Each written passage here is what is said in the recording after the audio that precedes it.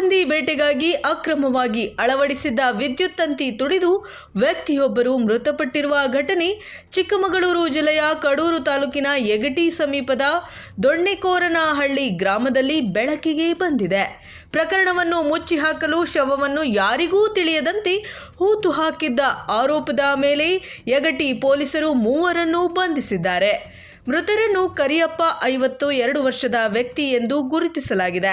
ಕರಿಯಪ್ಪ ಮನೆಗೆ ಮರಳದ ಹಿನ್ನೆಲೆಯಲ್ಲಿ ಕುಟುಂಬಸ್ಥರು ತೀವ್ರ ಹುಡುಕಾಟ ನಡೆಸಿದ್ದರು.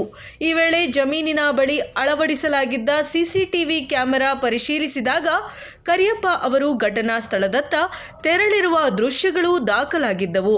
ಕೆಲವೇ ಗಂಟೆಗಳ ಬಳಿಕ ಅದೇ ಮಾರ್ಗದಲ್ಲಿ ಮತ್ತೋರ್ವ ವ್ಯಕ್ತಿ ಓಡಾಡಿರುವ ದೃಶ್ಯವೂ ಪತ್ತೆಯಾಗಿದೆ.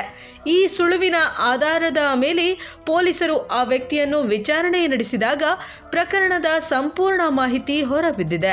ಕಾಡು ಹಂದಿ ಬೇಟೆಗಾಗಿ ಅಳವಡಿಸಿದ್ದ ವಿದ್ಯುತ್ ತಂತಿಗೆ ಸಿಲುಕಿ ಕರಿಯಪ್ಪ ಮೃತಪಟ್ಟಿದ್ದು, ಬಳಿಕ ಶವವನ್ನು ರಹಸ್ಯವಾಗಿ ಹೂತು ಹಾಕಿರುವುದು ತನಿಖೆಯಲ್ಲಿ ತಿಳಿದು ಬಂದಿದೆ.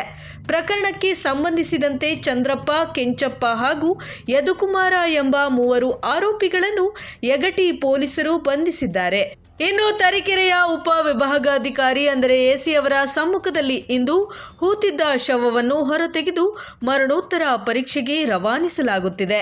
ಘಟನಾ ಸ್ಥಳದಲ್ಲಿ ಯಾವುದೇ ಅಹಿತಕರ ಘಟನೆ ನಡೆಯದಂತೆ ಪೊಲೀಸರು ಬಿಗಿ ಭದ್ರತೆ ಕೈಗೊಂಡಿದ್ದು, ಯಗಟಿ ಪೊಲೀಸ್ ಠಾಣೆಯಲ್ಲಿ ಪ್ರಕರಣ ದಾಖಲಾಗಿದ್ದು ತನಿಖೆ ಮುಂದುವರೆದಿದೆ.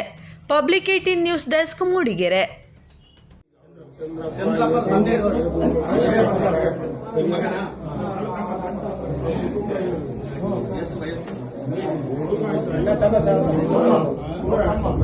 ಸ್ವಲ್ಪ ಯಾರು ಮಾತಾಡ್ಬೇಡಿ. ಯಾರು